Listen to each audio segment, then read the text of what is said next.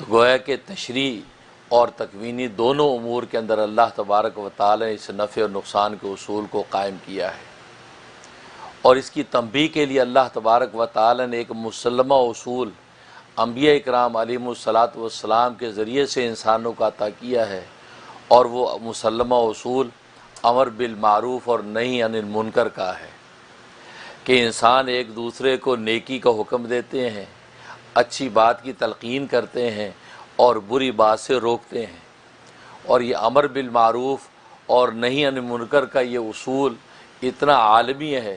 کہ ابتدائی آفرینی سے لے کر سرکار دو عالم صلی اللہ علیہ وسلم تک جو آخری دین اسلام انسانوں کو ملا ہے،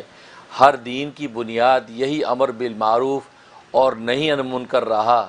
کہ جس کی بنیاد تبلیغ اور دعوت ہے، کہ گویا کہ ہر نبی اپنے زمانے کے اندر آ کر دعوت دیتا رہا، اللہ کے پیغام کو پہنچا کر تبلیغ کا حق ادا کرتا رہا، اور دعوت و تبلیغ اس کے دو ہی شعبے ہیں، ایک امر بالمعروف یعنی نیکی کا حکم دینا ہے، اور دوسرا نہی عن المنکر برائی سے روکنا ہے۔ تو امر بالمعروف اور نہی عن المنکر یہ ایک ایسا مسلمہ اصول کہ ہر نبی اپنے زمانے کے اندر اس کو اپنی امتوں کو دعوت دیتا رہا، یہاں تک کہ سب سے آخر میں محمد مصطفیٰ احمد مجتبیٰ صلی اللہ علیہ وسلم تشریف لاتے ہیں،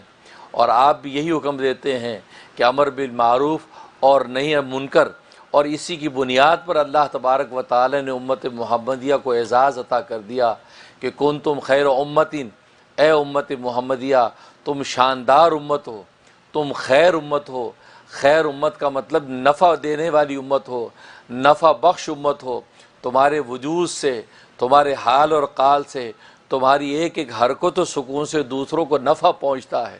تم خیر امت ہو، اس لیے کہ تأمرون بالمعروف کہ تم نیکی کا حکم دیتے ہو، وتنہون عن المنکر تم برائی سے روکتے ہو، اور یہ دونوں کے دونوں عمل کس لیے کرتے ہو کہ وتؤمنون باللہ، اس لیے کہ تم اللہ پر ایمان رکھتے ہو۔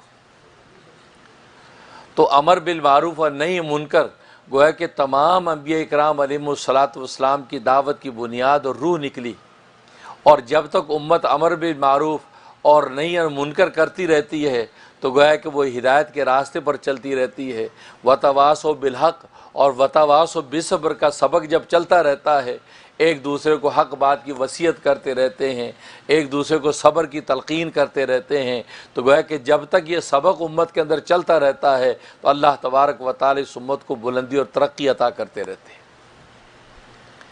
چنانچہ سرکار دو عالم صلی اللہ علیہ وسلم کے زمانے میں بھی اسی حقیقت کو واضح کیا گیا، اور ان کے زمانے میں بہت سی چیزیں محرمات بنا کر دکھا دی گئیں کہ یہ ساری چیزیں حرام ہیں اور یہ ساری چیزیں حلال ہیں، ان حرام سے تم اپنے آپ کو بچاؤ، اس حلال کو تم اختیار کر سکتے ہو۔ تو گویا کہ ساری کی ساری وحی الہیہ کے ذریعے سے اس وقت کے معاشرے میں سب کے سب تفصیلات امت کے سامنے رکھ دی گئی تھی۔